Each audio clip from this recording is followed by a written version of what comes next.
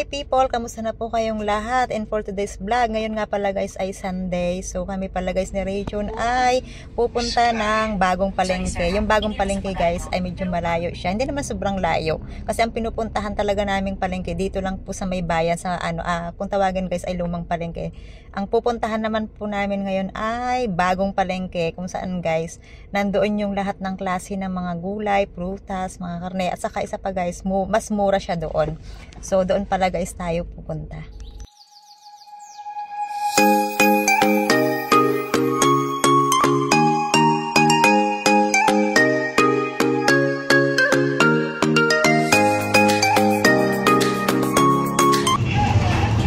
So dito guys ako nag-park. Nakausap ko yung nag-a-assist, okay naman daw dito. Yan, yung nag-a-assist na nakaitim doon. Ito yung bagong palengke.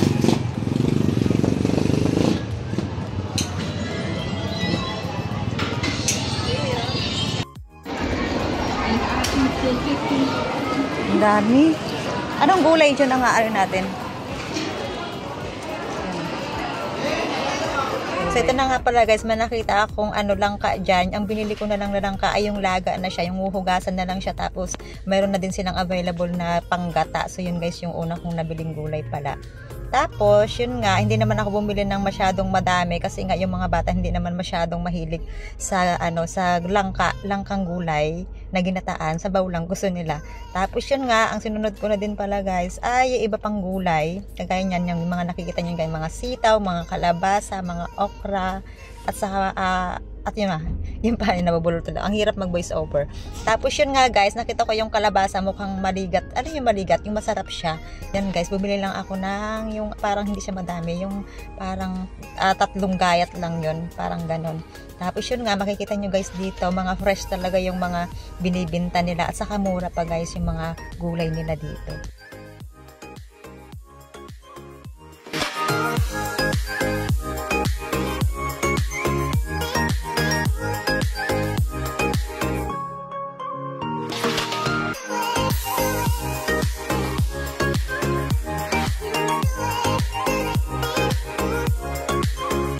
Meron nga pala kami guys nakitang mais dito, binabaltan pa siya, fresh pa talaga siya, pwede siyang panglaga, panggulay. So tinatanong ko pala guys dyan si Region kung gusto niya yung kulay orange na sweet corn. Sabi niya ako na daw ang bahala.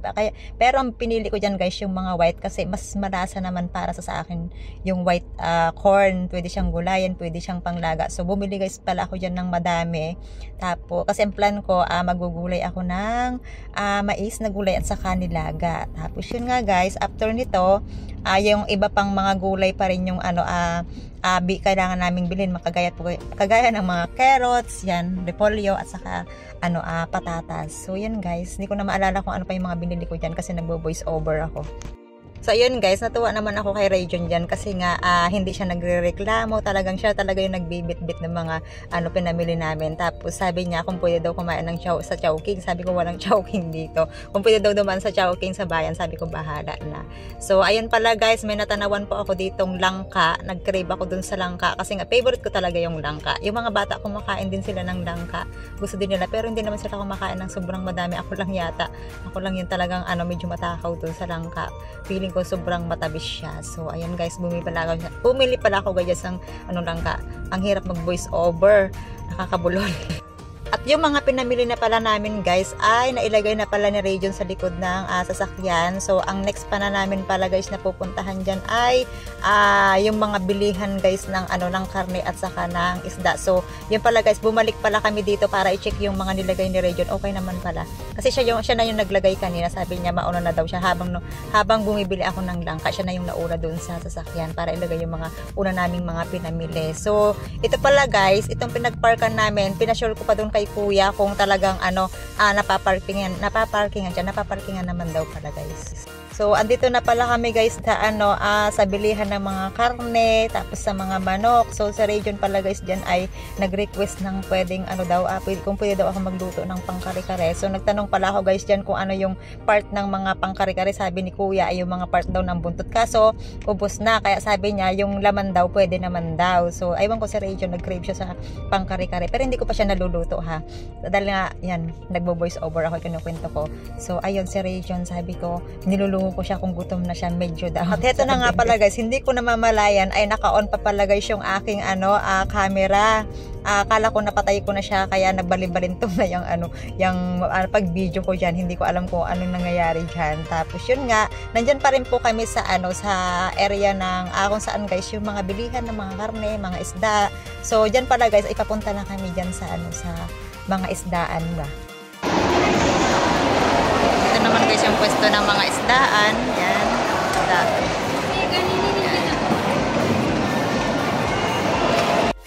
Ayoko lang sa lahat. Mga buhay pa yan guys. Buhay pa. Yan.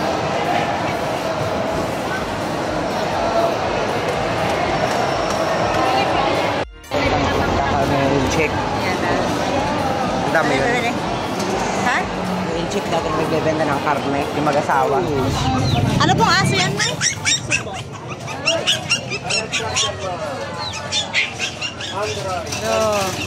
Si Rejo, napapagusto. Guys, nakatapos na kami dun sa karne at saka isda. So, kami pala guys, si Rejo ay kakain. Ayun na nga pala guys, nabili na namin yung mga dapat namin bilhin. So sabi ko kay Rayjon kung okay lang sa kanya na dito lang mo kami kumain. Dito may mga kantin dito sa loob ng palengke. Dito kami guys kumakain. Masarap naman yung food nila. At saka mukhang malinis naman pati yung mga pagkain nila. Yung favorite namin ditong in-order yan guys, mami na may itlog. So yung sabaw talaga niyan guys ay masarap. Tapos ang partner niyan guys na binibili ko palagi ay yung chicken sandwich. So yun yung in-order ko para sa amin dalawa. Gutom na si Rayjon. Kain tayo guys.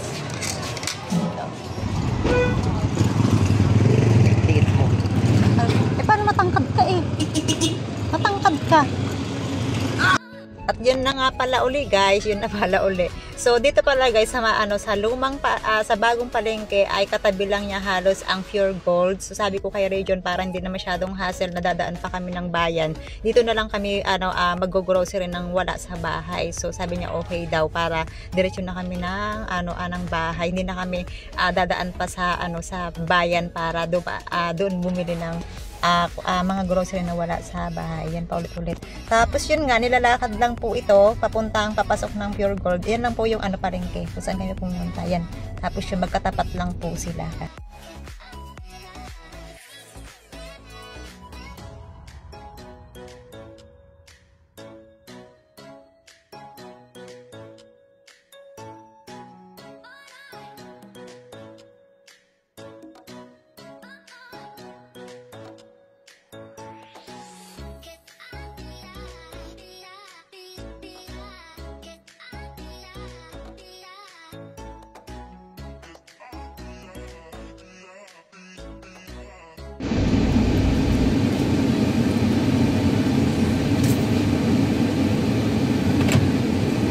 Guys, pauwi na kami ni Rayjon. Napagpamalingkit sa grocery na rin kami. So yun guys, dito pala ay 10:30 AM na. Ng umaga. So yun lang guys yung aming vlog ni Rayjon. Hindi siya buong maghapon ha. Kasi nga maaga pa naman. So hindi ko na guys iba-vlog yung yung mga pinamili namin pagdating sa bahay kasi nga sobrang hassle naman kung iba-vlog ko pa isa-isa yon kasi nga asikasuhin ko pa siya lahat tapos maglilinis, magluluto, etc. So alam niyo na guys kapag buhay nanay ay maraming trabaho. So yun guys, ingat po tayong lahat at ano pa ba? Ang hirap mag-voice over. Kayo bahala na kayo kung anong gagawin nyo. Basta ako guys, busy sa buhay. Ayun guys, kahit na marami tayong iniisip. Ayun guys, yan. Life must go on nga. Kaya nga, ayun. Ingat tayong lahat. Bye-bye.